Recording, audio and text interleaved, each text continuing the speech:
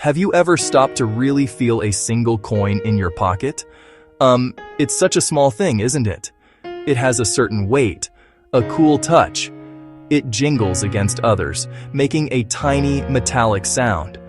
That one little coin can buy you a moment of warmth with a cup of coffee, or it can be completely forgotten at the bottom of a purse for weeks. In so many ways, our idea of wealth is just like that coin.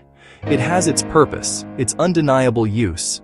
It can smooth the rough edges of life and open doors that might otherwise be closed. But if we're not mindful, that same wealth can become a constant, noisy distraction.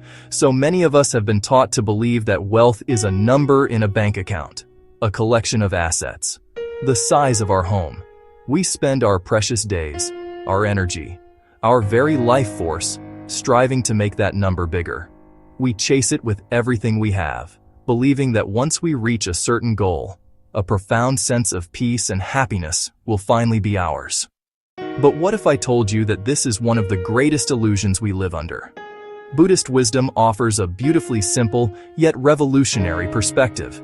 It invites us to expand our definition of wealth far beyond the material. Now, let's talk about desire. It's a powerful, primal force that lives inside every single one of us. It's the engine that drives us forward. Desire is what gets us out of bed in the morning, pushing us to create, to connect, to achieve. We desire a better life for our children. We desire a fulfilling career. We desire to learn and grow and become the best versions of ourselves. In this sense, desire is a beautiful and necessary part of the human experience. It fuels our ambition, sparks our creativity, and motivates us to build, to innovate, and to make positive changes in our lives and in the world around us. The challenge, however, is that desire, if left unchecked, has a tendency to become a runaway train. It can grow without any discernible limit, transforming from a healthy motivator into a relentless taskmaster. When this happens, we find ourselves caught in a cycle of wanting more, and then even more. We get the job, and then we want the promotion. We buy the car, and then we start dreaming of the newer, faster model. This endless wanting creates a feeling of perpetual lack, a nagging sense of emptiness that tells us we are not yet whole, not yet enough, not yet worthy, until we acquire that next thing on the horizon. This is where the wisdom of the Buddha offers such profound clarity. He taught that suffering arises not from desire itself, but from our clinging to it, from the insatiable, grasping quality that it can take on. When our happiness becomes completely dependent on getting what we want, we set ourselves up for a life of constant striving and inevitable disappointment. So, the invitation here is not to eliminate desire, which would be impossible and even undesirable, but to get to know it. We must learn to turn inward and observe the mechanics of our own wanting with a gentle and curious spirit. I once knew a man, a brilliant, driven person, who had a singular, all-consuming dream: to own a magnificent house on a hill overlooking the city. This vision fueled his every waking moment. He worked relentlessly, taking on extra projects, sacrificing his weekends, staying late at the office nearly every single night. Sleep became a luxury he couldn't afford. His relationships with friends and family grew distant and strained. After years of this grueling pace, he finally achieved his dream. He bought the sprawling mansion, swimming pool, 4-car garage, more rooms than he knew what to do with. For the first few weeks, he was ecstatic. He walked through echoing halls, feeling pride and accomplishment. But soon a new reality set in. The immense house required immense responsibility, endless chores, constant upkeep, staggering bills for utilities and taxes. The joy he had expected was fleeting, replaced by loneliness. The grand space felt empty. He'd traded his time, his most valuable asset, for things. He had the big house but lost the simple pleasure of a spontaneous dinner with friends. Nearly 2 years passed, and slowly, with courage, he began to awaken. He realized in the chase for more, he'd lost himself. He sold possessions that cluttered his home and mind. Eventually, he sold the house and moved to a smaller, manageable space. The relief was immediate and overwhelming. He felt lighter, freer, more connected to life than in years. He hadn't lost his wealth. He had found it. That man's story holds a powerful lesson for all of us about the nature of wanting. It shows how easily we can get swept away by our desires. The goal isn't to want nothing. It's to choose wants with intention and care. Cultivate a relationship with desire so it serves you, not rules you. It begins with a few simple steps you can start today. First step, simply notice. That's it. Just notice. When you feel that familiar pull, take a moment to pause, to buy something, to have something, to achieve something. Take one conscious breath. Name the desire out loud or in your mind. Wanting a new phone. I am wanting approval from my boss. Second step, ask. Engage from curiosity, not compulsion. Ask, will this truly nourish me? Will this bring lasting well-being? Or is it just a temporary fix? Ask, will this help me? Will it help others? Or at least cause no harm? Third step, experiment with a small delay. See something you want? Commit to wait. Wait 24 hours. Or wait a week. Often the desire fades after time. It no longer holds the same power. Delay doesn't kill desire.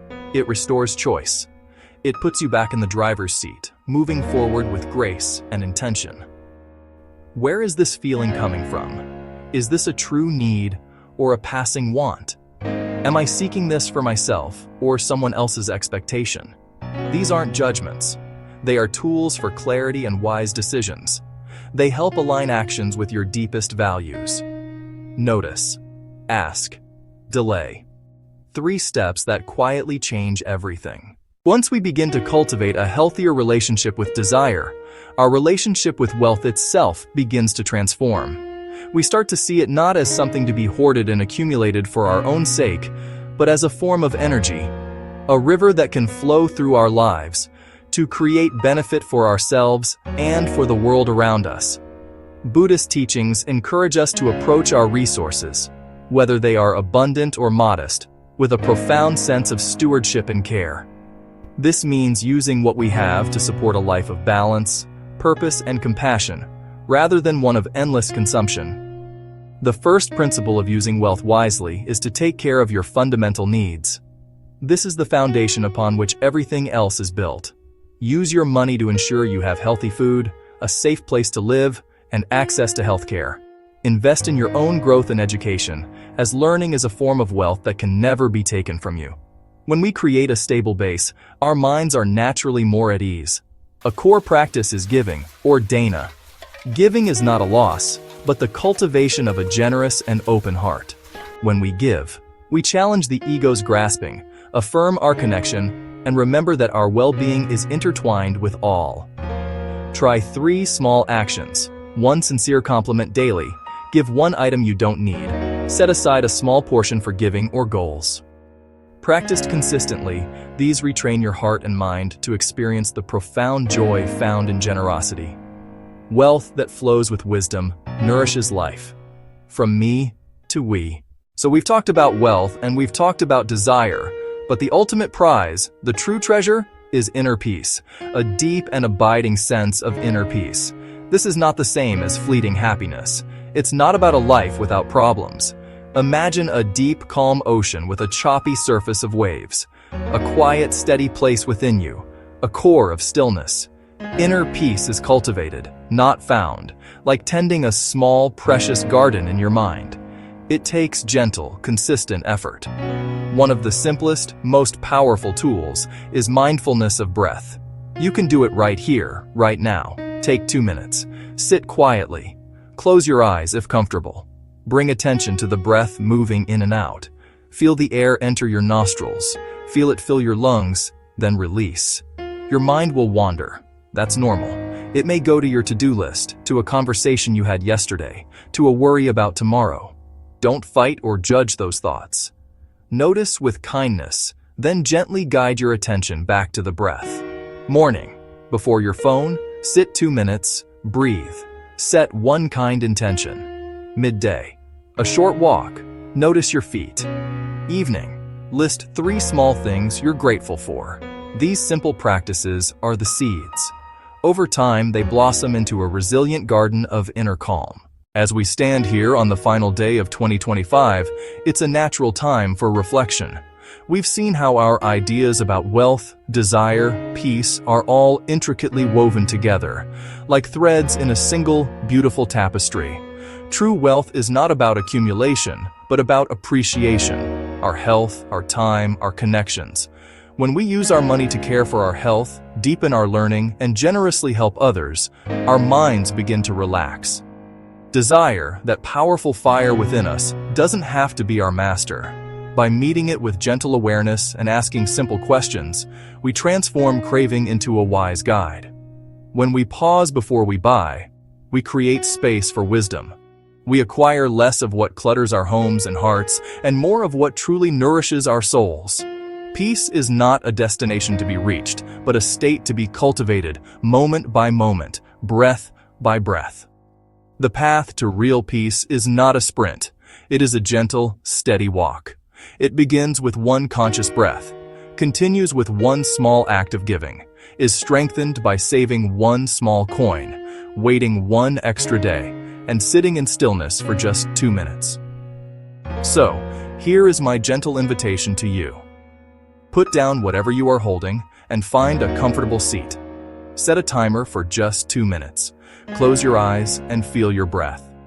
As you inhale and exhale, bring to mind your health, a loved one, the roof over your head. Say a silent thank you. Feel the reality of that small, true wealth. Feel the quietness of this single moment. This is it. This is the beginning. Remember, the path is simple, and it is always available. Walk gently and take that one small step today.